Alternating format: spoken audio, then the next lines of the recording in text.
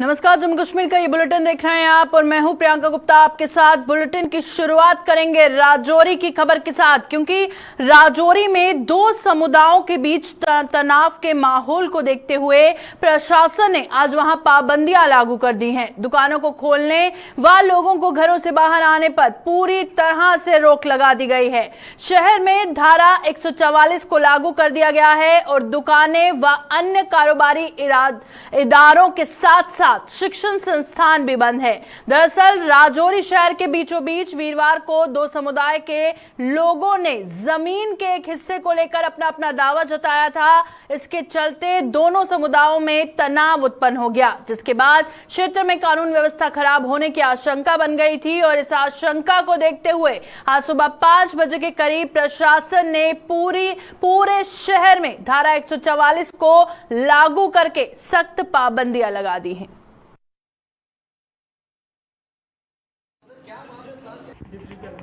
राजौरी में इंतजामिया की जानिब से दफा 144 नाफिज कर दिया। दरअसल दो ग्रुपों में एक ज़मीन को लेकर मामला सामने आया था, जहां एक ज़मीन पर दो ग्रुप क्लेम कर रहे हैं कि वो ज़मीन उनकी है और उसके बाद इंतजामिया ने वो ज़मीन पहले ही सील कर दी है और उसके बाद सील करने के बाद आज सुबह इंतजामिया की तरफ से राजौरी के अंदर दफा 144 नाफिज कर दिया है। दफा 144 के साथ ही राजौरी की कई गलियों के अंदर खारदार तारें बिछा दी गई हैं, किसी को बाजार के अंदर आने की इजाज़त नहीं है। और राजौरी की जो मैं ये मंजर आपको दिखा रहा हूँ इस वक्त, जम्मू कश्मीर पुलिस और सीआरपीएफ के एहलकार सिर्फ आपको नजर आएंगे। हालांकि राजौरी के अंदर दफा 144 नाफिज किया गया, मगर हालात बिल्कुल कर्फ्यू जैसे नजर आ रहे हैं, जहां किसी को भी मार्केट की तरफ आने की इजाजत नहीं है। वहीं पूरी तरह राजौरी के अंदर कारोबारी सरगर्मियां पूरी तरह ठप हैं। इस वक्त मार्केट का ये मंजर मैं आपको दिखाता हूँ, जहाँ पूरी तरह मार्केट बंद नजर आ रही है और दफा 144 नाफिज किया गया। इंतजामिया की तरफ से हाल दफा 144 जरूर नाफिज किया गया, मगर हालात बिल्कुल कर्फ्यू जैसे राजौरी के अंदर नजर आ रहे हैं, जहां किसी को भी मार्केट के अंदर आने की इजाजत नहीं है, क्योंकि इंतजामिया की तरफ से आज सुबह पहले ही टोन के अंदर आने वाले तमाम तालीमी इदारों को बंद करने का हुक्म सादर किया गया और उसके बाद दफा 144 नाफिज कर दिया गया। राजौरी के अंदर इस वक्त दफा 144 के बाद हालात बिल्कुल कर्फ्यू जैसे नजर आएंगे, जहां जम्मू कश्मीर पुलिस और सीआरपीएफ के एहलकार आपको मार्केट के अंदर नजर आएंगे। किसी भी शहरी को बाजार की तरफ आने की इजाजत नहीं दी जा रही और राजौरी की पूरी मार्केट बंद रखी गई है। और दफा 144 के बाद कई इलाकों में खारदार तारें बिछा दी गई हैं और राजौरी के अंदर आने वाले कई रास्तों पर भी सिक्योरिटी कड़ी कर दी गई है। उसके बाद राजौरी शहर के अंदर दाखिल होने वाली छोटी कई गलियों के अंदर खारदार तारें भी बिछा दी गई हैं। हालांकि दफा 144 नाफिज किया, मगर हालात बिल्कुल कर्फ्यू जैसे नजर आते हैं, क्योंकि इंतजामिया की तरफ से पहले ही कड़े कदम उठा लिए गए थे। राजौरी टाउन के अंदर ही एक ज़मीन है जिसको लेकर दो ग्रुप क्लेम करते हैं कि वो ज़मीन उनकी है, जिसके बाद इंतजामिया ने कल पहले वो ज़मीन सील कर दी थी और उसके बाद आज सुबह तालीमी इदारों को बंद करने के साथ दफा 144 नाफिज कर दिया और तमाम कारोबारी सरगर्मियां राजौरी में बंद पड़ी हैं। राहुल सुदन के साथ जमशेद मलिक, गुलिस्तान न्यूज़, राजौरी।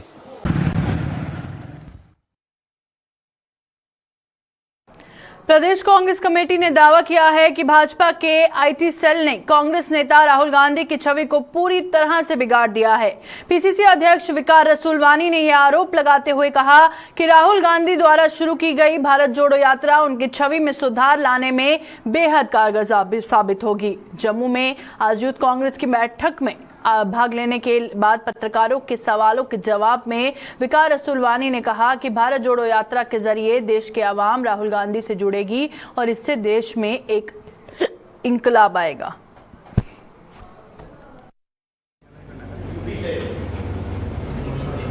कि कम्युनल जो है हारमोनी मेंटेन रहे, लोग आपस में प्यार मोहब्बत से रहे, ये मुल्क आगे बढ़े और उसी लिए जो है भारत जोड़ो यात्रा शुरू हुई। भारत जोड़ो यात्रा में और भी इश्यूज हैं, महंगाई का इशू है, बेरोजगारी का इशू है और मुझे यकीन है जो राहुल गांधी जी 3500 किलोमीटर की जो यात्रा वो कन्याकुमारी से कश्मीर तक कर रहे हैं, मुझे यकीन है इससे एक बहुत बड़ा इनकलाब आएगा लोगों में और नौजवान उनके साथ जुड़ेंगे। एक ऑनेस्ट लीडर है, पढ़ा लिखा लीडर है और उसकी इमेज जो है ख़राब की गई आईटी सेल के दोबारा बीजेपी ने, लेकिन मुझे यकीन है लोगों के दिलों में अब मोहब्बत शुरू हो गई है। अभी देखेंगे आप जो परसों महंगाई पे इजलास हुआ दिल्ली में, बहुत बड़ा कन्वेंशन हुआ जिसमें लाखों लोगों ने शिरकत की। उस भीड़ को देख के मुझे लगता है कि राहुल जी आगे आने वाले बहुत बड़े लीडर होंगे। नेशनल कॉन्फ्रेंस ने आरोप लगाया कि केंद्र के साथ साथ जम्मू कश्मीर की मौजूदा सरकार भी शेर कश्मीर मरहूम शेख मोहम्मद अब्दुल्ला द्वारा दिए गए हिंदू मुस्लिम सिख इत्तेहाद के नारे की अनदेखी कर रही है। बिष्टा में आज नेशनल कॉन्फ्रेंस के नए कार्यालय का उद्घाटन करने के बाद पूर्व मंत्री व पार्टी के वरिष्ठ नेता अजय सरोत्रा ने ये आरोप लगाए। उन्होंने ये भी कहा कि मौजूदा सरकार आवाम से कटी हुई है और जम्मू कश्मीर में तो युवाओं के भविष्य से भी खिलवाड़ करने में कोई भी कसर नहीं छोड़ रहे। आपको पता है कि हमारे जो पार्टी के वानी थे शेर कश्मीर शेख मोहम्मद अब्दुल्ला, उनका एक नारा था कि शेर कश्मीर का क्या अरशाद हिंदू मुस्लिम सिख था। आज उस नारे की बड़ी ज़रूरत है। जो आज आपकी यहाँ हुक्मरान पार्टी है जम्मू कश्मीर में, तो डबल इंजन सरकार है। ये जो सरकार है ये लोगों से काफ़ी कटी हुई है, लोगों से काफ़ी दूर है, लोगों की समस्याएं बढ़ रही हैं और नौजवान परेशान है, बेरोज़गारी बढ़ रही है। अगर लड़का बेरोज़गारी दूर करने के लिए कहीं मेहनत करके सिलेक्ट भी हो जाता है, बाद में कहते हैं ये स्कैम है। 3 स्कैम हो गए, नौजवानों की ज़िंदगियों के साथ खिलवाड़ किया है इन्होंने। 3 स्कैम हो गए। एक स्कैम हो गया SI का, सब इंस्पेक्टर पुलिस का। एक स्कैम हो गया काउंसिल असिस्टेंट जो रूरल डेवलपमेंट में लगाए। तीसरा स्कैम हो गया जूनियर इंजीनियर का। तो अब जानने की कोशिश करनी चाहिए आम आदमी ने कि ये स्कैम कौन कर रहा है। एसोसिएशन ऑफ स्मॉल इंडस्ट्रीज ने बैंकों पर मनमानी का आरोप लगाया है। जम्मू में आयोजित एक प्रेस कॉन्फ्रेंस के दौरान एसोसिएशन के अध्यक्ष हरविंदर सिंह ने बताया कि कोरोना महामारी ने जहां छोटे व लघु उद्योगों की कमर तोड़ कर रख दी है, वहीं रही सही कसर बैंक पूरी कर रहे हैं। उन्होंने कहा कि एक और जहां देश के प्रधानमंत्री नरेंद्र मोदी ने उद्योगों को बचने के लिए कई योजनाएं शुरू की, वहीं कोरोना महामारी से प्रभावित छोटे उद्योगों को खत्म करने में बैंक कोई कसर नहीं छोड़ रहे। हरविंदर सिंह ने आरोप लगाया कि बैंक ना तो सरकार के आदेश पर अमल कर रहे हैं और ना ही उनके द्वारा कानून का पालन किया जा रहा है। पिछले 3 साल से लगभग जब से ये महामारी फैली है, तब से हर बिजनेस, हर इंडस्ट्री इसकी चपेट में आई हुई है और खासकर माइक्रो इंडस्ट्री जिसके साथ जम्मू का बेरोजगार नौजवान जुड़ा हुआ है, बिल्कुल तबाह हो गई है। सरकार की स्कीमें, इसमें कोई शक नहीं, बड़ी अच्छी स्कीमें हैं, लेकिन उसको लागू जो करना ना वो बैंकों ने करना होता है, डिपार्टमेंट्स ने करना होता है। डिपार्टमेंट्स भी कर रहे हैं मतलब, लेकिन हमें सबसे बड़ी निराशा जो वो बैंकों से हुई है। जबरन NPA कर रहे हैं, जबरन डिफॉल्टर घोषणा कर रहे हैं इंडस्ट्री की, जो माइक्रो इंडस्ट्री है। बिल्कुल इस पर पूरा रिजर्व बैंक ऑफ इंडिया के रूल्स हैं, रेगुलेशंस हैं, गाइडलाइन है। सरकार ने भी इस पर स्पेशल प्रोग्राम बनाए हुए हैं कि माइक्रो इंडस्ट्री को कैसे बचाया जाए।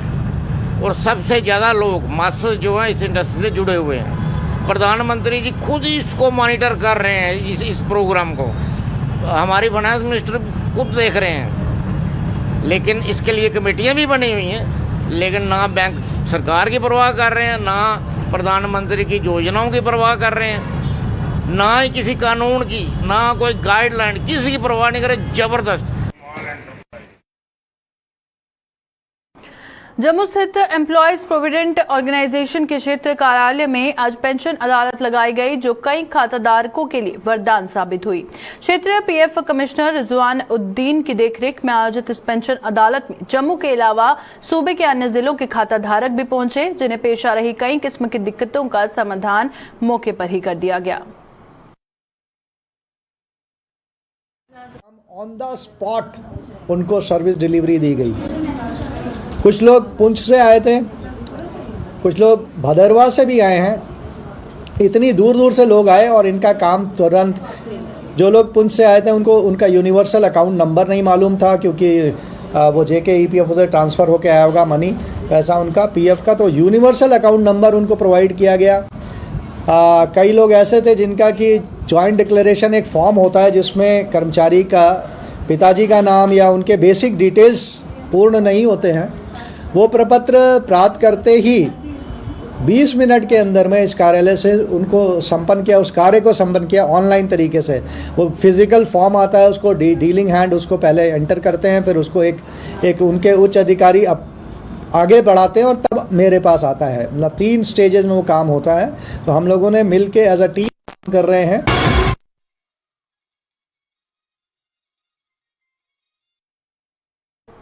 नशा मुक्त भारत अभियान के तहत म्युनिसिपल कमेटी सुरनकोट द्वारा आज जागरूकता रैली का आयोजन किया गया और ये रैली म्युनिसिपल कमेटी कार्यालय से शुरू होकर कस्बे की विभिन्न जगहों से होते हुए बस स्टैंड पहुंच संपन्न हुई। रैली में म्युनिसिपल कमेटी के अध्यक्ष संजीव शर्मा सहित विभिन्न वार्डों के सभासदों सहित स्थानीय लोगों ने भाग लेते हुए लोगों को नशे के दुष्प्रभावों के प्रति जागरूक किया।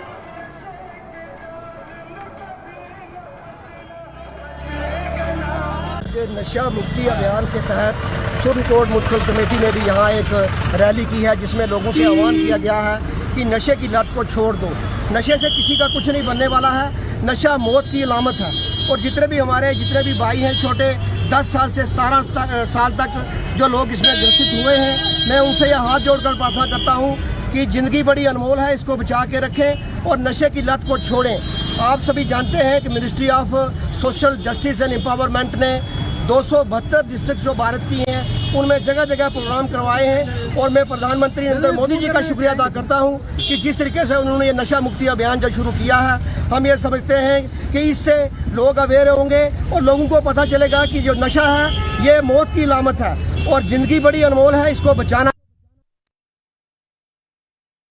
गणेश उत्सव के उपलक्ष्य पर देश भर में आज भगवान श्री गणेश की मूर्तियों का विसर्जन किया गया। जम्मू में आज इस प्रथा को धार्मिक हर्षोल्लास के साथ निभाया गया और गणेश उत्सव में घरों में स्थापित भगवान श्री गणेश की प्रतिमाओं को धूमधाम के साथ जल स्रोतों में प्रवाहित करने के लिए ले जाया गया। इस उत्सव में प्रवासियों के साथ साथ स्थानीय लोग भी शामिल हुए और इस परंपरा को निभाकर धर्म के प्रति अपनी आस्था का परिचय दिया।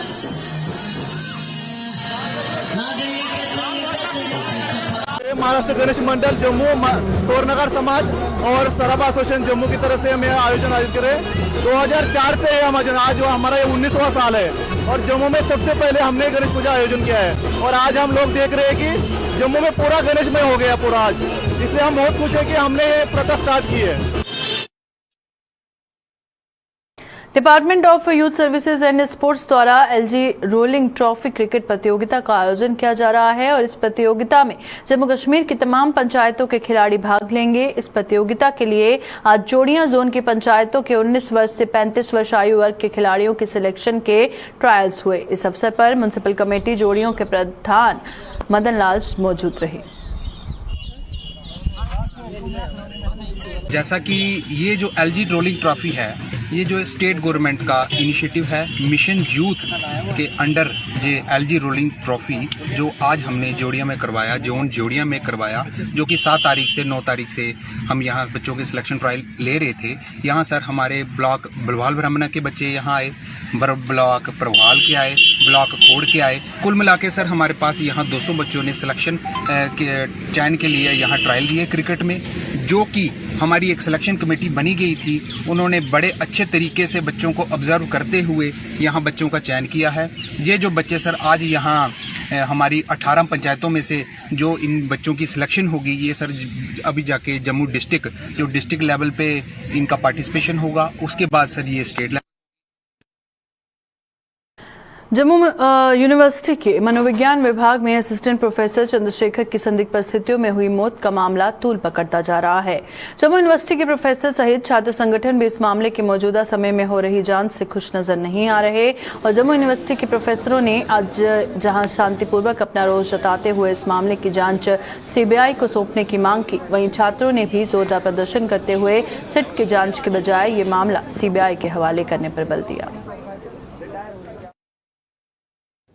एक विरोध ये है हमारा कि इस सभी घटनाक्रम की जो सीबीआई द्वारा जांच की जाए। जो भी लोग इसमें इन्वॉल्व हैं, जो कि जिनकी वजह से ऐसा कुछ हुआ, उसको यूनिवर्सिटी देखते हुए उनको उन पोजीशन से हटाया जाए क्योंकि वो इस पोजीशन के लायक नहीं है कि भैया हम SIT बिठाएंगे। मैं तो SIT की जगह ना CBI इंक्वायरी की मांग करता हूं, क्योंकि यहाँ पे ना बड़ा लॉबी सिस्टम चलता है, स्टूडेंट को हरास किया जाता है, स्कॉलर सबसे ज्यादा इनकी हरासमेंट का केंद्र बना हुआ है, और इनके लॉबी के चक्कर में ना स्टूडेंट बेचारा, स्कॉलर बेचारा पिस रहा है, और उसी में बेचारे चंद्रशेखर साहब पिस गए। हमने 24 घंटे का अल्टीमेटम दिया, भैया SIT या CBI इंक्वायरी का गठन हो। अगर नहीं होता और जो भी कल्प्रिट है वो नहीं पकड़े जाते तो भैया हम फिर यूनिवर्सिटी खुलने नहीं देंगे। यहाँ पे बिल्कुल स्ट्राइक होगी, बिल्कुल बंद हो जाएगा, क्योंकि तब तक नहीं खुलेगी जब तक इंसाफ ना हो। और HOD रजिस्ट्रार जो भी इस पे मिले हुए हैं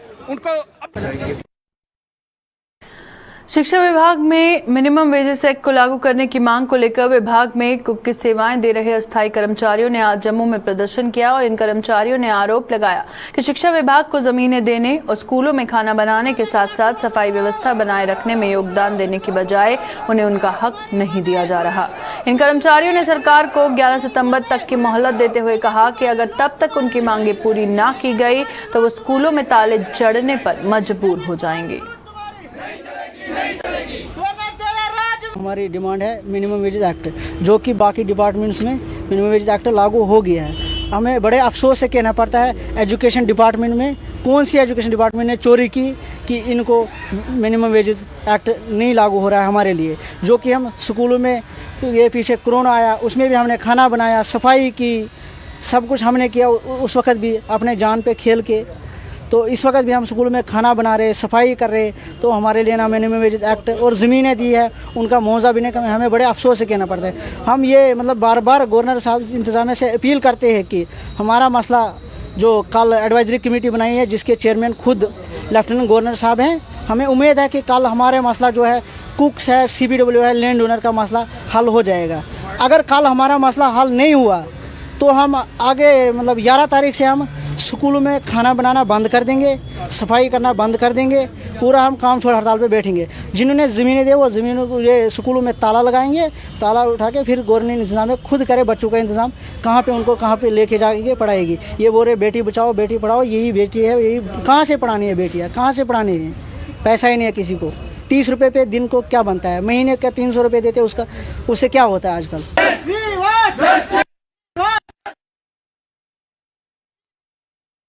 राजौरी में दो समुदायों में हुए जमीन विवाद को लेकर राष्ट्रीय बजरंग दल ने जम्मू में आज प्रदर्शन किया। प्रदर्शन की अगुवाई कर रहे राष्ट्रीय बजरंग दल के प्रदेश अध्यक्ष राकेश शर्मा ने इस जमीन पर विशेष एक समुदाय द्वारा कथित तौर पर किए गए कब्जे की कड़ी निंदा की। उन्होंने प्रशासन से इस जमीन पर कब्जा करने वालों के खिलाफ कड़ी कार्रवाई कर इसे कब्जा मुक्त करवाने की मांग की। दूसरी घटना राजौरी के अंदर जो बंदा सिंह बहादुर ट्रस्ट की जमीन जो है एक विशेष समुदाय द्वारा कब्जा करने का काम और उसके ऊपर मस्जिद बनाने का काम जो है वो किया जा रहा है, कोशिश की गई है, जिसके बाद हिंदू समुदाय ने वहाँ रोष प्रदर्शन किया और सरकार ने उस जमीन के ऊपर कुर्की करके 140.5 के तहत वो जमीन अपने अधीन ले ली है। देखिए वो जमीन जो है बंदा सिंह बहादुर ट्रस्ट की है, तो वो जमीन उनको वापस दी जाए और विशेष समुदाय के लोगों को समझा दिया जाए कि इस प्रकार से लीगल तरीके से हिंदुओं के ऊपर अत्याचार करना, हिंदुओं के ऊपर हमले करना, हिंदुओं की जमीनों के ऊपर कब्जे करना वो गलत है और सरकार ऐसे लोगों के ऊपर जल्द से जल्द कार्रवाई करे। जम्मू के जीएमसी अस्पताल में अब जल्द ही मरीजों फिजियोथेरेपी आधुनिक मशीनों की मदद से की जाएगी और इसके लिए जीएमसी प्रशासन की तरफ से ऑर्थो डिपार्टमेंट को ये आधुनिक मशीनें मुहैया करवा दी गई हैं। ऑर्थो डिपार्टमेंट के हेड डॉक्टर संजीव गुप्ता ने बताया कि इन सभी नई सुविधाओं की शुरुआत भी अब जल्द ही होने वाली है, जिससे फिजियोथेरेपी के लिए इस अस्पताल में आने वाले मरीजों को बेहद लाभ मिलेगा। मैं बहुत आभारी हूँ हमारे प्रिंसिपल मैडम का और मेडिकल सुप्रिटेंडेंट साहब का, जिनकी मेहनत से हमें हर तरह का फिजियोथेरेपी का इक्विपमेंट अब अवेलेबल हो गया है। हमारे पास हर तरह की फिजियोथेरेपी की मशीनरी आ गई है अब, खास करके ultrasonic therapy, TENS, IFT, CPM machines और हर तरह की वैरायटी का फिजियोथेरेपी इक्विपमेंट अब हमारे पास अवेलेबल है और कुछ ही दिनों में इसकी इनॉग्रेशन होगी और जनता के लिए इसको इस्तेमाल में लाया जाएगा। धन्यवाद।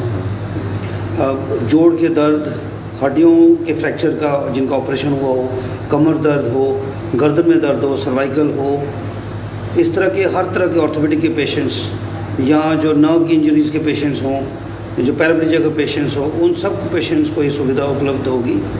ये इक्विपमेंट काफ़ी ज़्यादा मात्रा में हमारे पास आया हुआ है और हम इसका उचित इस्तेमाल करेंगे।